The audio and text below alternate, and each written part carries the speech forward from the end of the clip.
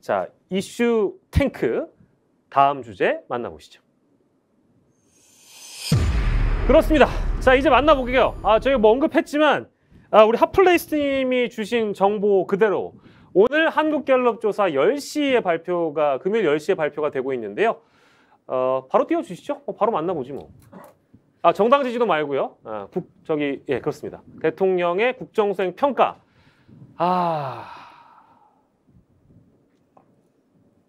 방송사고 아니었습니다. 28에서 24, 4%포인트가 떨어졌고요. 부정평가 역시도 62에서 66으로 4%포인트 올라갔습니다. 24%.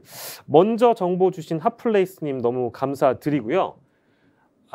좋지 않네요.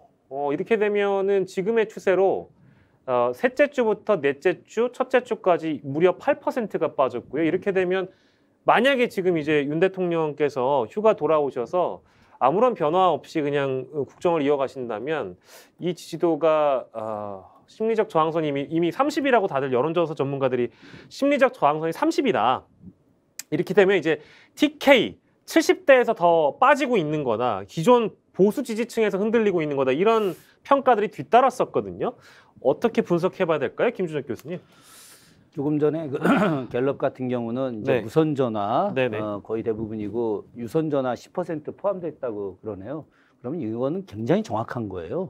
아주 정확한 건데 저는 이번에 만 5세 초등학교 입학 이 건이 저는 굉장히 컸다고 봅니다. 어제 나왔던 그 발표 내용 보면은 13만 7천 명한테 그 여론조사 했다는 거 아닙니까? 13만 7천 명한테 그랬더니 97.5%가 반대를 했었다라고 하는 건데 이런 부분들이 바로 대통령 지지율과 그대로 연결되어 있고 특히나 제가 그저께 대구에 있는 후배하고 좀 통화를 했어요. 좀 대구 분위기는 좀 어떤가 하고 그랬더니 이쪽에서도 좀 심각합니다. 그런 이야기를 하더라고요.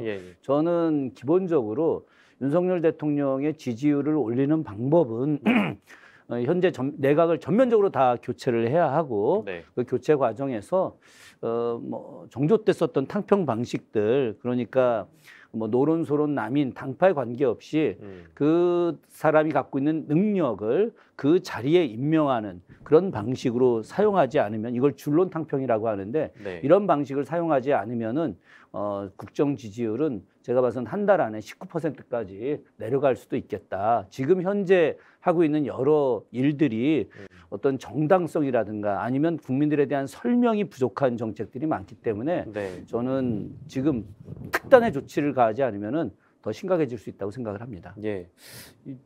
좋은 성적은 절대 아니고 이 심각한 국정 지지도를 저희가 목도하고 있는데 오 소장께서도 역시 마찬가지로 학년제 개편 문제가 가장 크게 작용했다고 보세요? 이번 지지율 조사에서는 학년제 개편이 가장 크게 작용한 것 같은데요. 저는 지난주에 30%로 떨어지지 않을 거라고 예상했던 사람으로서 지금 24%도 두 눈을 뜨고 있는데 좀 믿기가 힘든 상황이지 않을까. 이렇게 급락하는 지지율을 가진 초기 정권이 있었나라는 생각에 좀 한 국민으로서 참담하다 약간 이런 생각도 같이 드는 마음이고요. 같이 봐야 되는 게 오늘 이제 그 뉴스토마토에서도 그 여론조사 결과가 나왔는데 거기에서 좀 주목했던 것은 이 책임이 누구에게 있냐라고 했을 때 대부분 그 질문이 있었는데 한 52.9%가 대다수가 윤핵관을 지목한 것이 아니라 윤 대통령 본인에게 있다라고 답변을 했거든요.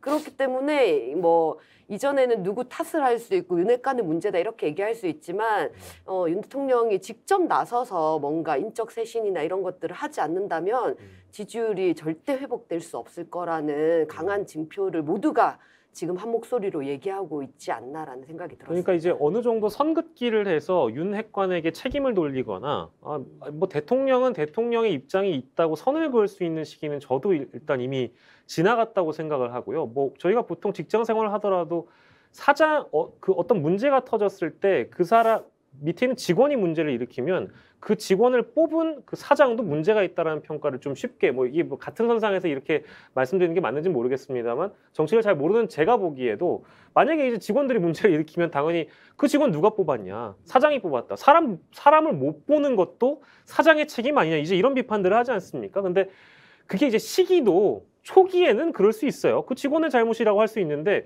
지금은 윤핵관들에게만 잘못을 탓할 수 있는 시기는 이미 지나갔다라는 생각도 저도 합니다. 김준혁 교수님 어떻게 보세요? 최근에 그 기업에서 이런 재난사고 이런 거 굉장히 조심스러워합니다. 왜 그러냐면 중대재해법 때문에 그런 거예요.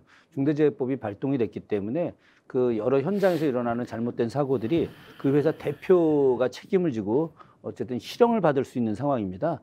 만약에 이 국가 운영을 중대재해법으로 적용된다면은 지금 대통령은 감옥 가야 되는 상황이 되는 거예요. 심하게 이야기, 비유가 좀 뭐 부적절할 수 있을지 모르겠지만 네. 저는 윤석열 대통령이 좀 더 자기 자신에 대한 성찰이 좀 필요하다고 생각을 합니다.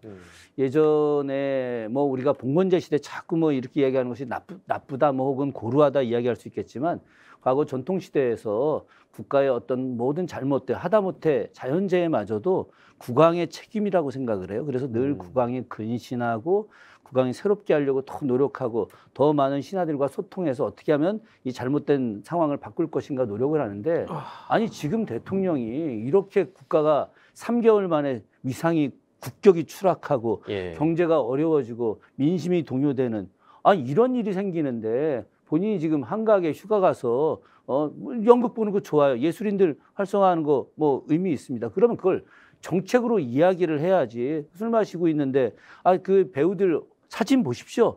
좀 청와대 대통령실에 있는 작가들 좀 어쨌든 이렇게 하다가 좀 농담해서 환하게 웃는 모습이라도 좀 착각 찍어주면 좋을 텐데. 회식하는 사진. 회식하는 사진을 올려놨어요. 회식을 하는데 다들 그냥 이러고 배우들 이러고 있잖아요. 이거 그 배우들의 마음과 몸이 국민들의 마음과 몸을 상징화해주고 있다. 그런 측면에서 윤석열 대통령이 정말 인적 개편 빨리 하지 않으면 안 된다. 네. 대학교에서 이제 홍보를 한 2년만 공부를 해도 그런 사진은 올리지 않을 것 같다라는 이제 생각은 좀 들었고 대통령실은 지금 무엇을 하고 있는 것인가 이제 이 질문을 다시 던질 수밖에 없는 게 여기 아까 이제 오 소장님도 인적 개편, 인적 쇄신 얘기하지 않았습니까? 그래서 주로 이제 그 언론에서도 그렇고 저희 방송에서 많이 거론됐던 게 최민우 기자 그 누구를 대상으로 해서 개편을 해야 된다라는 얘기까지 나왔었죠. 그렇죠. 뭐 대표적인 게 장관 중에는 박순애 장관 나왔고요. 먼저 뽑았었고 그다음에 홍보수석, 뭐 비서실장, 한덕수 총리 네네. 등등 다양하게 나왔었죠. 그러니까요. 오 소장님 누가 책임져야 돼요? 누가 어느 선까지 물러나는 것도 중요한데 지금 어제 보도로는 대통령실의 익명 관계자에 따르자면 대통령은 그럴 마음이 없다는 거예요. 왜? 인적 쇄신을 하게 되면 또 다른 인사검증의 문이 열리기 때문에 그 인사검증 하다가 만약에 실패하면 또 지지도가 꼬꾸라진다. 이 부담이 있는 거예요. 어떻게 해야 돼요? 그래서 인적 쇄신이 이루어질지는 조금 지켜봐야 될 것 같다라는 생각이 좀 들었고요. 아까 언급한 여론조사 관련해서 한 가지 또 더 주목할 점이 있는데요. 주목! 이 사태에 대해서 보수층은 어떻게 생각하냐? 그렇습니다. 국민들 대다수는 윤석열 대통령의 책임이라고 하는데 보수층은 이준석 대표를 핵심적인 원인으로 꼽았어요. 저런. 네, 그렇기 때문에 어떤 이야기에 길을 열어두고 대통령실에서 접수하느냐에 따라서 전혀 다른 결과가 나올 수 있고 이준석 대표가 문제라고 하면 조금 더 당의 이제 문제로 핵심이 축이 옮겨가기 때문에 인적 개편이나 이런 거는 소극적인 폭에서 이뤄지지 않을까라는 예상도 해볼 수 있기 때문에 오늘 지지율로 봤을 때는 이뤄진다. 하지만 이뤄진다. 그 정도 대규모 개편을 할 수 있는 어떤 아직까지 정상적인 사고를 하는 사람들이 남아 있는 것인가 대통령실에 이런 고민이 좀 드는 대목입니다. 예, 저는 뭐 사실 소폭 개편이라는 쪽에 동의하는 편이고요. 희생양은 박순애 장관이 될 것 같고 대통령실에서는 대변인 몇 명 갈고 끝날 것 같다는 생각이 좀 듭니다. 김준혁 교수께서는요? 저도 그렇게 보입니다. 윤석열 대통령의 어떤 스타일 자체가 자기하고 아주 가까운 사람들 이런 사람들은 이제 보호하자라고 하는 또 함께 간다라고 하는 좀 뭐 거칠게 표현하자면은 그 조폭의리 같은 게 좀 있죠. 그것이 이제 검찰 내부에서 있었던 뭐 여러 모습들이었었지 않습니까? 아주 평생을 갖다가 검찰 안에서 형님아우하는 이런 그 검사 동일체 어떤 논리로 있어 왔기 때문에 아마도 인적 개편과 관련해서 박순애 장관을 비롯한 한두 명 정도 사실은 지금 교체 이론은 한덕수 국무총리입니다. 저는 제가 봐서는 한덕수 총리를 바꿔야 되는 거예요. 기왕 한덕수 총리도 올드보이 아닙니까? 만약에 올드보이로 계속 가자고 하면 김종인 전 비대위원장 같은 사람 이렇게 모셔오면은 오히려 국정이 안정될 수 있다고 저는 판단을 하는데 뭐 올드보이들의 귀환은 좀 바람직하지 않고 젊은 사람들로 한 50대 중반 정도의 그런 참신하고 뛰어난 그런 건전한 사람들을 총리로 좀 모셔오고 나머지 부처 장관들도 그렇게 젊게 개편을 해서 뭔가 이들에게 부여하는 창의성 그리고 그 장관들이 아까도 제가 말씀드렸지만 각 부처의 공직자들한테 자발성과 창조성을 좀 부여한다면은 다시 온전하게 예. 돌아갈 수 있다. 충분히 그럴 능력이 있어요. 충분히 그럴 능력이 있기 때문에 빠르게 회복될 수 있다고 생각을 합니다. 네, 해답까지 좀 좋습니다. 지지율 반등에는 이제 그런 과제들을 풀어나감에 있어서 해결이 된다라는 김준일 교수님 말씀이시고 아까 저희가 소개 못 해드렸네요. 최민우 기자. 이준석 대표가 1시간 전에 올렸다고요? 네, 읽어드릴게요. 잠시만 기다려주세요. 자꾸 시켜서 미안합니다. 정보가 되게 빨라. 1시간 전에 페이스북에 올렸어요? 페이스북으로 봐도. 네, 제가 이준석 코너가 넘어가가지고 안 하는 줄 알았어요?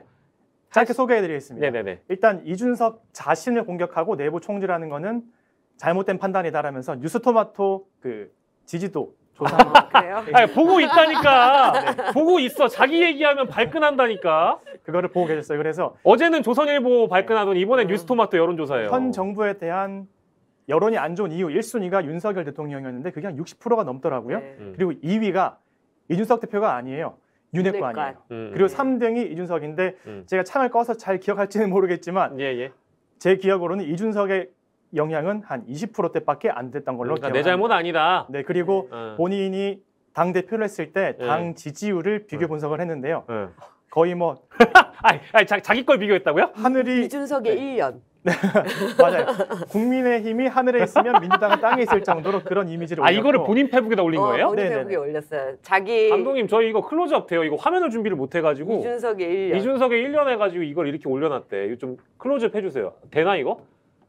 뭐 급하게 안 하셔도 돼요. 천천히 하시면 됩니다. 이거 보여드리려고. 왜냐면 저도 지금 안 돼. 그러면 뭐 이거 여러분들 이준석 페북이라고 검색해서 지금 보세요. 그거 재밌어요. 자기 1년과 지금의 대통령 국정지도를 비교해. 이게 아까 맥락이랑 똑같은 거야. 이제 대통령을 저격하기 시작한 거야, 이준석은. 그렇게 볼 수 있고요. 자, 그리고 실시간 댓글 좀 소개해 주세요. 네, 김경민님 댓글을 소개해 드릴게요. 이 정부 들어서 한숨과 욕 맞는다 그러시면서 본인이 안 바뀌는데 주변을 아무리 바뀌어도 무슨 소용이 있겠냐라고도 말씀해 주셨고요. 최 고수님께서는 아마 정치 고수신 것 같은데 이러면 안 되는데 대통령 내려오면 다음은 누굴까 이런 댓글도 있으셨고 그리고 전설님께서는 내각제는 반대한다. 우리나라는 무조건 대통령제 해야 한다. 그리고 전경호님 윤석열 씨 소꿉장난 국정운영 좀 그만해달라는 댓글도 있었습니다. 여러분들 많은 의견을 주셔서 감사드리고요. 정당 지지도 저희 준비된 거 있죠. 그거 마지막으로 보여드리고 저희 이 시간 좀 마무리하도록 하겠습니다. 한국갤럽 조사인데요. 국민의힘 빠졌고요. 더불어민주당 올라갔고 2% 그리고 각각 2% 내려갔고 3% 올라갔네요. 뭐 이거에 대한 분석은 따로 하지 않을 텐데 국정 지지도 다시 한 번만 보여주세요. 24%포인트까지 내려갔습니다. 다음 주 월요일에는 이제 리얼미터 조사가 나오는데요. 또 어떻게 반영될지 주말 사이에 뭐 그 여론을 반영하는 게 아니라 보통 리얼미터 같은 경우에는 이번 주 수목금을 반영해서 다음 주 월요일에 발표하기 때문에 어떤 수치가 나올지 저희가 또 주목해서 보도록 하겠습니다. 지금 한국갤럽 조사 결과가 8주 전에는 49%였어요. 근데 지금 24%잖아요. 하니까 8주 만에 반토막이 난 결과입니다. 제 주식하고 똑같네. 제 주식도 마찬가지입니다. 자, 여러분, 대통령이 잘 돼야 나라가 잘 되는 겁니다. 이 정부가 바로 서야 국민들의 삶도 나아질 수 있다는 생각을 저도 하고 있고요. 저희가 뭐 아무리 웃으면서 얘기를 했다고 해서 이것이 즐거운 것이 아니라 심각한 수치를 받아들이면서 이것이 어떻게 바뀌어야 우리의 삶이 나아질 수 있는지를 좀 건의해드리고 싶어서 말씀드렸는데요. 인적 개편 필요합니다. 경제로 국면을 전환해야 되고요. 전 정부를 때려잡는 것만으로 이 문제를 해결할 수가 없습니다. 그래서 지금 이 지지도를 심각하게 바라보고 있는 겁니다. 금요일인데요. 여러분들의 삶은 좀 나아지시길 바라겠고 좀 심각하게 대통령께서 휴가 말미에 고민을 하셨으면 좋겠습니다. 예, 오늘 금요일 순서 세 분과 아주 즐겁게 진행을 해봤습니다. 이슈탱크 함께 하셨고요. 오현주 이후정경연구소장, 김준혁 한신대 교수, 최민우 스픽스 기자와 함께 했습니다. 세 분 감사드립니다. 네, 감사합니다. 고맙습니다. 네, 이어지는 정치본색 시간에도 이 주제 저희가 다뤄보도록 할 텐데요. 출구가 과연 있는 것일까? 국민의힘에게도 고민이고요. 대통령에게도 고민일 겁니다. 그 주제를 다뤄보도록 할 텐데요. 많은 분들 남아주시고 함께해 주시면 감사드리겠습니다. 지금 끝까지 남아주셨던 여러 우리 함께해 주시는 분들 다시 한번 감사드린다는 말씀 더불어 드리겠습니다. 이슈탱크 금요일 순서였습니다. 저희는 다음 주에 다시 돌아오겠습니다. 고맙습니다.